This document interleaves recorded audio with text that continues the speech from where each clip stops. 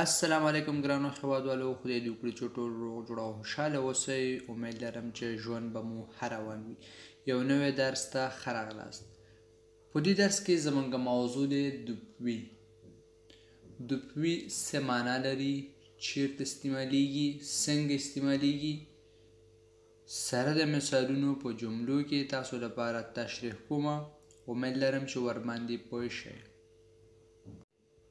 په تیر درس کې د ایلیا په باره کې خبرې وکړې.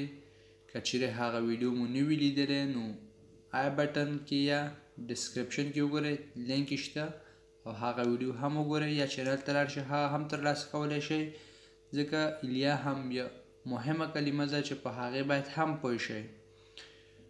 اوس راځئ چې درس شروع کړو. مخکې له دې چې درس شروع کړو، که چیرې چینل مو سبسکرایب کړی نه وي نو چینل سبسکرایب کړئ، زنګ په علامه باندې کلیک کړئ چې هر کله مونږ یو نوی او تازه ویډیو شیر کړو نو تاسو لپاره یو نوټیفیکیشن درشي.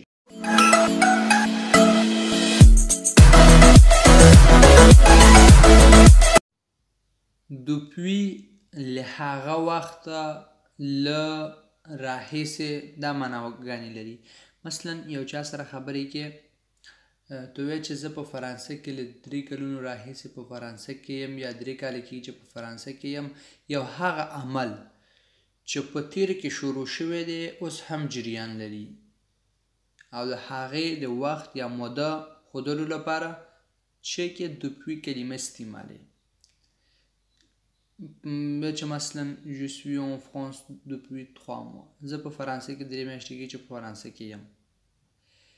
هغه وخت چې تیر کې شروع شوی وي او حال کې هم جریان لري نو هغه وخت د مودې ښودلو لپاره دوپوی استعمالیږي. لکه له هغه وخت دوپوی معنا چې دی له هغه وخته یا د هغه وخته راهیسې، دا معناګانې ورکوي.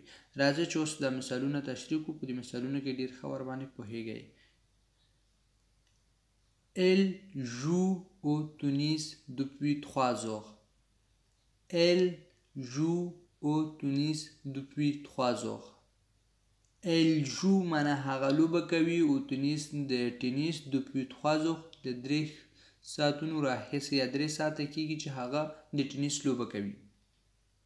یو ملګری دی د ټینیس لوبه کوي، مثلا بل ملګری دی راځي دا ته وایي چې مثلا هغه چېرته دی څه کوي، والا هغې ته وایي چې 3 ساعت کېږي چې د ټینیس لوبه کوي، اوس هم لګیا ده. په هغه وخت کې چې دوپوی استعمالیږي. Elle joue au tennis depuis 3 heures. صحیح شو؟ بل مثال. Il habite Paris depuis 1993. Il habite Paris depuis 1993. Il habite Paris depuis 1993. 1993 کال څخه هغه په پاریس کې اوسیږي، یعنی اوس هم اوسیږي. صحیح شو؟ 1993 کال راهیسې هغه په پاریس کې اوسیږي، یا له 1993 څخه هغه په پاریس کې اوسیږي. داسې جملاتو لپاره دوپوی استعمالوو. لکه Il habite Paris depuis l'an dernier. Il habite Paris depuis l'an dernier. له تیر کال راهیسې هغه په پاریس کې اوسیږي، یا له تیر کال څخه هغه په پاریس کې اوسیږي. بل مثال. Il a plu tous les jours depuis qu'elle est arrivée. Il a plu tous les jours depuis qu'elle est arrivée.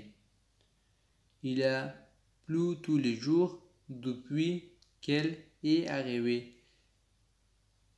هغې د راتلو څخه وروسته یا هغه چې را رسېدلی دی هر ورځ باران کېږي. یو ملګری دی یو شی دی وایي چې مثلا هغه یو ملګری دی هغه چې ستاسو کور ته راغی یا چېرته راغی هغې نه وروسته هر ورځ باران کېږي. ته وایې والا دا چې راغی دې نه وروسته هر ورځ باران کېږي. بیا په هغه وخت کې داسې استعمالوي. Il a tous les jours depuis qu'elle est arrivée. هغه چې رسېدلی دی هر ورځ باران کېږي، له هغه راهیسې هر ورځ باران کېږي.